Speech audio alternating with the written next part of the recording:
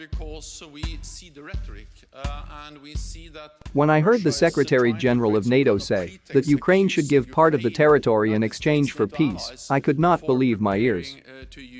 3 months after the disastrous Russian invasion and the heroic struggle of the Ukrainians, the first man of NATO is talking about possible concessions for Putin. But that shouldn't surprise us, so in the first days of the war, the United States and the United Kingdom called on Zelensky to flee the country immediately. But the Ukrainians have denied them all with their heroic resistance and will do so again. Now that the Russians seem to have consolidated and are slowly conquering piece by piece of Ukraine, one thing needs to be clear.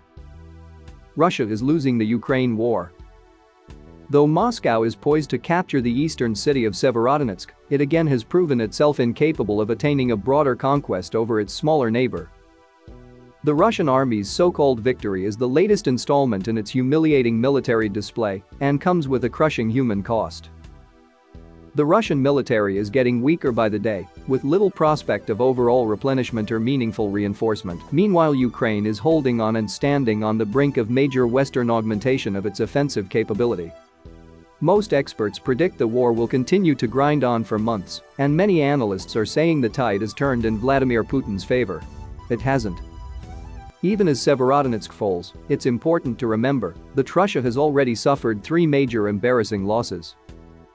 First was Moscow's inability to reach Kyiv, depose the government there, and its subsequent withdrawal from the north. Second was its failure to take Ukraine's second city, Kharkiv, with another retreat from its environs. Third is its inability to move forward in the south, contrary to Kremlin predictions. Odessa and Mykolaiv are no longer threatened by Russia. The fighting in Severodonetsk will likely go on for a week or more, and even longer, if it turns into another Mariupol. Even if Russia manages to take all of Donbas in the coming weeks, we'll still see a standoff where Ukraine increasingly has an advantage. In his nightly video address on Sunday, President Volodymyr Zelensky assured his people that Ukraine is fighting for literally every meter of Severodonetsk. The eastern industrial metropolis and center of Ukraine's chemical industry sits on the eastern bank of the Seversky Donets River, a major obstacle for Russian ground forces. Now about 8,000 Ukrainian soldiers, elements of 3 regular army brigades, National Guard, Territorial Guard, and Foreign Legion, are isolated on the eastern bank of the river, according to U.S. intelligence. Despite fierce fighting on the ground, the Russians, as they have been doing throughout the war, resort to long-range artillery to attack Ukrainian soldiers and preserve their own infantry force. Ukraine's General Valery Zaluzhny, commander-in-chief of the armed forces, says that Russia outnumbers his country 10-1 in guns and rockets. Despite everything, Zaluzhny said on Facebook this week, we continue to hold positions. Every meter of Ukrainian land there is covered in blood, but not only ours, but also the occupiers. Those losses, according to U.S. intelligence, have been particularly bad for Russia, which has suffered as many as 10 casualties for every Ukrainian soldier lost since the offensive began on April 18. The senior defense official describes the Ukrainian advantage to greater morale and motivation, better training and leadership, superior knowledge and use of the terrain, better maintained and more reliable equipment, and even greater accuracy. To take all of the Donbas, Moscow has now committed 45% of its entire armed forces. Since the beginning of the war, Ukraine says it has killed over 32,000 Russian soldiers. U.S. intelligence thinks the number of Russians killed is closer to 18,000, but sources tell Newsweek that an additional 65,000 have been injured. The senior official says Russia have a shrinking manpower pool. It started with trained troops, then resorted to reserves and conscripts, then administrative personnel, students and even cadets, then new draftees rushed to the battlefield. They are literally running out of people.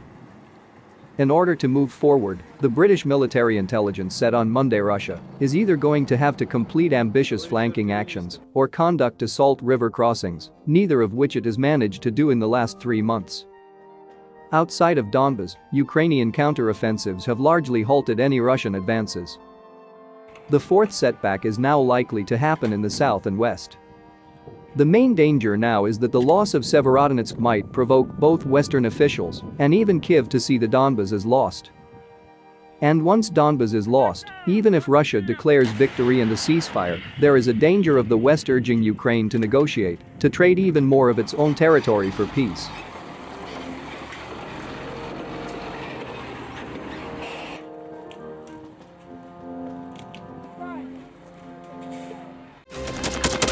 Thanks for watching, and don't forget to subscribe.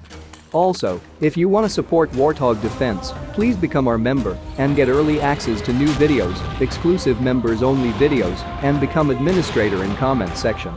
The membership link is in the description. Rescues every day. We had a guy last week, it's 6 rescues in 6 days. You know, he's doing the job every day.